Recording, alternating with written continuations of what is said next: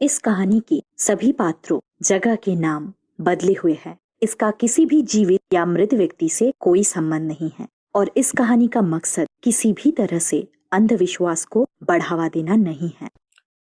स्वागत है आपका मेरी कहानियों की इस दुनिया में। आज की कहानी का नाम है घर। ये कहानी तब की है जब मैं करीबन 5 साल का था। मैं अपने भाई और कजिन के साथ क्रिकेट खेल रहा था और फिर मेरे भाई ने एक शॉट मारा और वो घर में गया जो कि सालों से बंद था। मेरे पापा हमेशा उस घर में जाने के लिए मुझे मना करते थे और अगर मैं कभी कुछ लेने वहां से चला जाता था, जैसे कि गेंद, तो मेरे पापा मुझे बहुत डांटते थे। मैं हमेशा सोचता था कि वो मुझे क्यों डांटते थे। जब बॉल उस घर में गई तब बचपन की उस चुल ने मुझे उस घर की तरफ खींचा चला गया और मेरे भाई के बहुत मना करने के बाद भी मैं उस घर में चला गया। जब मैं घर के ऊपर वाले हिस्से की तरफ गया तब वहां पे मेरी बॉल शांति से पड़े मेरा ही इंतजार कर रही थी। जब मैंने बॉल को उठाया तब मैंने उस घर के कमरे की तरफ देखा जिसके अंदर नारंगी रंग की लाइट जल रही थी और वहां पे 2 औरत खड़ी थी। 2 औरत पीठ के बल खड़ी थी, इसलिए मुझे कुछ ढंग से दिखा तो नहीं, पर जब मैंने उस तरफ देखा तो मैंने देखा उनमें से एक औरत मेरी ही तरफ मुड़ रही थी। तब डांट खाने के डर से मैं वहां से भाग आया। जब मैं भाई के पास आया तब मैंने अपनी माँ को बुलाया और उनसे पूछा कि क्या सामने वाले घर में कोई रहने आया है। मेरी मम्मी बोली, नहीं, कोई नहीं आया, क्यों? फिर मुझे बहुत हैरानी हुई। अगर उस घर में कोई रहने नहीं आया है तो मैंने जिन्हें देखा वो कौन थे? मुझे बहुत अजीब लगा। मैंने माँ को बताया कि मैंने ऐसे ऐसे इन्हें देखा है। तो फिर मेरी माँ को लगा कि वहां पे कोई फंसा हुआ है, तो उन्होंने मेरे भाइयों को अंदर बुलाया और हमारे लिए मैगी बना के खिलाई। हमारे यहाँ एक दाई आती थी, लगनी बुआ, उन्हें मैं प्यार से बुआ बुलाता था।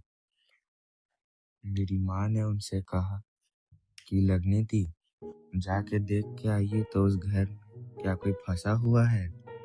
तो वो सुबह सुबह उस घर की चाबी माँ से लेके उसे खोलने गई। जब उन्होंने उस घर को खोला तो वो हैरान रह गई। उन्होंने देखा कि उस घर में तो फूल पत्ती जो धूल से खिड़की से आ गए थे, पूरा घर वो गंदा था। वहां पे किसी इंसान छोड़ो, वहां पे तो खटमलों का बसेरा हो ऐसा लग रहा था। तो वहां किसी भी इंसान की होने की कोई गुंजाइश नहीं थी। और परंतु जब घर मैंने देखा था वो तो पूरा साफ था। वहां पे तो पत्तों का कुछ नामो निशान ही नहीं था। तो फिर मेरी मम्मी ने लगनी दी से बोला कि आप वहां की सारी खिड़कियां बंद करके आ जाइए। खिड़कियां सालों से खुली रहने की वजह से बंद ना हो पाई, तो उन्होंने थोड़ा जोर लगा के खिड़कियां बंद की और उन्हें एक पतले धागे या रस्सी की मदद से बांध दिया। जब मेरी मम्मी कपड़े सुखाने गई तब जहाँ पे मम्मी कपड़े सुखाती थी वहां पे वो घर एकदम सामने में दिखता था। तो जब वो कपड़े सुखा रही थी उनका ध्यान उसी घर पे पड़ा और उन्होंने देखा कि उस घर की खिड़की खुली हुई थी।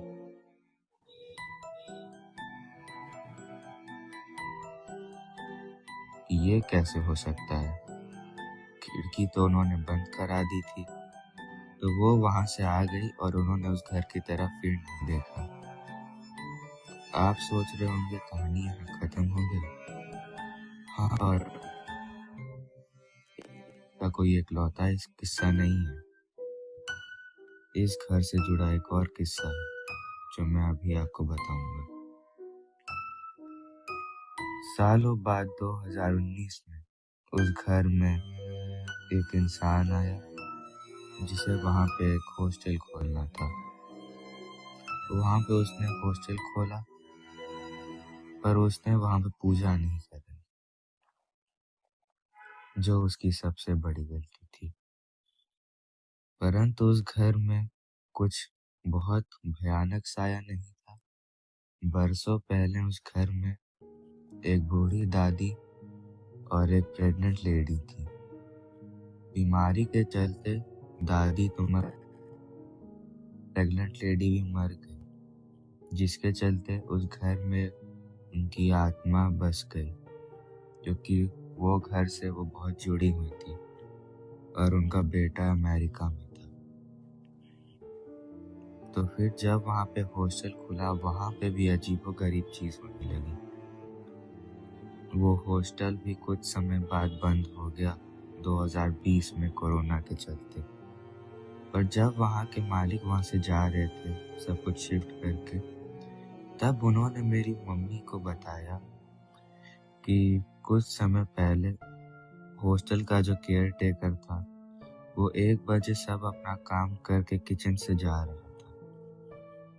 पर फिर उसने खिड़की से बाहर देखा तो उस हॉस्टल के गार्डन में एक 9 फुट लंबा साया था, जिसे वो देख के डर गया, फिर बेहोश हो गया और फिर वो सुबह किचन में बेहोशी की हालत में पाया गया। ये बहुत अजीब बात थी। अगर एक इंसान के साथ होता तो माना जा सकता था कि भ्रम है, बच्चा है, पर ये 2 बार होना ये थोड़ी अजीब बात थी। आज भी मेरे पापा नहीं मानते हैं कि उस घर में कुछ था, तो अब उन्हें कैसे समझाया जाए। पर मुझे इतना समझ में आ गया कि इस दुनिया में हम अकेले नहीं, हमारे अलावा भी इसमें बहुत से चीजें हैं जिनके बारे में हम अनजान हैं और कभी हम उन चीजों को समझ नहीं पाएंगे। मैं यही था आज के पहले एपिसोड के लिए। आशा करता हूँ आपको पसंद आएगा। आप मुझे YouTube और Instagram पे भी फॉलो और सब्सक्राइब कर सकते हैं। YouTube पर जल्दी मैं अपनी एक शॉर्ट फिल्म लाने वाला हूँ समय, जो कि मेरे ही जैसे कुछ पॉडकास्टर्स के ऊपर है जो कि अकेले सब कुछ करते हैं। धन्यवाद।